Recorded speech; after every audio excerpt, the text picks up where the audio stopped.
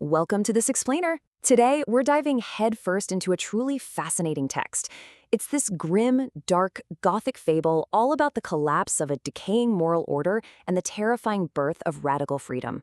If you're into philosophical deep dives, you are absolutely going to love this. We're looking at a story where the universe is just wiped completely clean, leaving humanity with the ultimate test. Do we write our own destiny, or do we desperately scramble to rebuild the exact same cages that imprisoned us in the first place? Let's get right into it. Okay, to really understand this, we have to confront the absolute, paralyzing dread of starting over from nothing. In the text, there's this central concept, the terrifying freedom to begin. I mean, imagine waking up in a universe that literally could not care less about you. No rules, no masters, no inherent meaning at all. Now, sure, for some, that sounds like a beautiful blank canvas, right? But as you'll see in this fable, when you're stripped of absolutely all context and forced to be the sole, absolute author of your own life, well, that freedom isn't always liberating. A lot of times, it's just terrifying. So, why is that freedom so scary? Well, we have to look at what came before the cosmic reset. The text introduces this idea of existential rot. Think of it as a totally failing moral order. It's perfectly symbolized by rotting fruit, these golden cages of old kingdoms that were just slowly, pathetically disintegrating into insignificance. Humanity wasn't thriving here. They were suffocating in this rot. They were clinging to these toxic illusions rather than just braving the actual frost of reality. They were trapped, absolutely, but, it was a comfortable, familiar kind of trap. So, looking at the timeline, we move from the past era, the existential rot and golden cages, right into the 0 hour, the Starfinder's destructive mercy and the black ash, and finally into the new epoch, the emergence of the verdant spark of life. Section 1. The Starfinder's destructive mercy. Now, wiping out an entire failing universe sounds pretty apocalyptic, right? But the philosophy here is actually incredibly profound. The Starfinder's arrival isn't some act of pure evil. By reducing literally everything to black ash, the Starfinder creates what the text calls a clean void. And this void is designed to completely strip away all the excuses of the old world.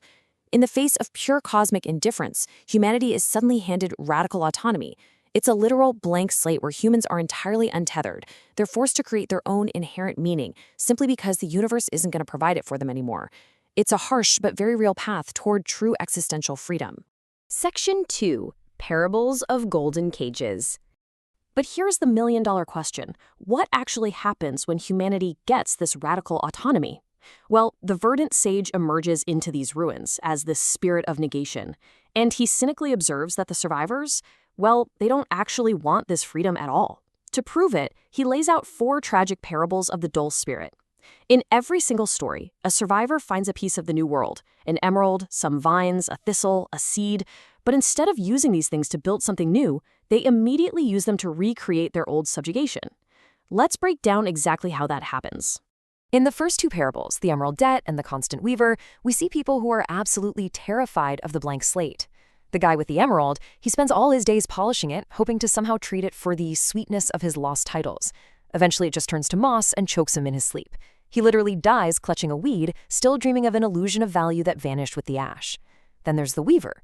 She uses living vines to weave a shroud for a dead king, insisting he's merely sleeping, until the vines turn her into a living statue of bark. They're choosing these minor, repetitive cycles of grief because they just can't bear the crushing weight of their own choices. And it gets even darker in the next 2 parables. A scholar finds a thistle glowing with this sickly green light, names it the New Law, and literally demands everyone bow to it. They feed it their own blood until it grows so massive it eclipses the sun. Meanwhile, another group huddles around a hollow reed just because it whispers the names of dead gods. So the really crucial takeaway here is this. When faced with absolute freedom, these survivors willingly recreate the golden cages of the old kingdom out of thorns. They're standing in this great silence and screaming for a master, honestly any master, just to avoid the heavy responsibility of freedom. Section 3. The Philosophical Clash.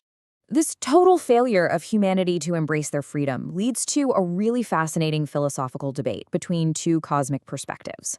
On one side, we've got the verdant sage. His take is pure cynical mockery. He argues that humanity inherently prefers the rot.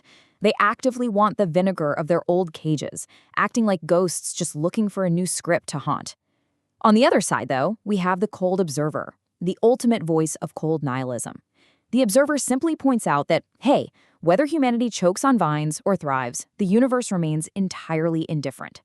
While the sage is mocking them, the observer's starfinder is already turned toward the next dying constellation.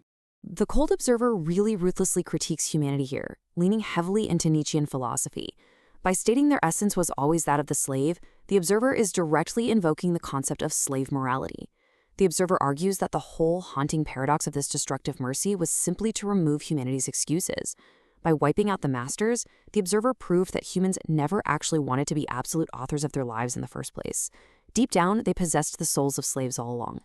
But the Verdant Sage counters that cold nihilism by highlighting the sheer ironic tragedy of the whole situation. Borrowing a famous existential idea, he points out that they are condemned to be free. They literally have no choice but to be free in the ash, and yet they use that exact freedom just to build monuments to their own insignificance. For the sage, his green light isn't some hopeful promise of spring. It's a harsh mockery of their total inability to bravely face the frost. Section 4. The Violet of Rebirth. Yet, amidst all the sage's cynical mockery and the observer's totally devastating nihilism, there is one small, easily overlooked detail in the ash that completely shifts the meaning of this fable. Back in the fourth parable, while all those survivors were busy huddling around the hollow reed, listening to comforting lies about a sky that cares, they completely ignored something blooming right at their feet, the violet. This violet is the ignored symbol of hope. It represents the true, really difficult path toward emerging life. It stands in total contrast to the cold nihilism of the observer and the deep cynicism of the sage. So why does the violet matter so much? Well, first, it actually grows in the black ash of the clean void. It thrives in that radical autonomy. Second, it completely rejects the toxic illusions of the past masters. It represents genuine hope and rebirth, offering a stark alternative to the old existential rot. But most importantly, it demands braving the frost instead of just clinging to hollow echoes. What you should really take away from this is that the violet proves cosmic indifference isn't the end of the story. Rather, the blank slate is the actual mandate for us to bravely author our own existence, pushing back against those endless cycles of total annihilation. And that brings us to the ultimate question this fable leaves us wrestling with. As we stand in the great silence of our own lives, facing the heavy weight of our own choices, we really have to ask ourselves, are we truly condemned to be free, like the sage claims? When absolutely everything is stripped away, will you choose the radical autonomy and the difficult hope of the violet? Or will you just scream for a master made of thorns? It's an incredibly powerful thought to leave on. Thanks so much for joining me for this explainer, and keep questioning the cages around you.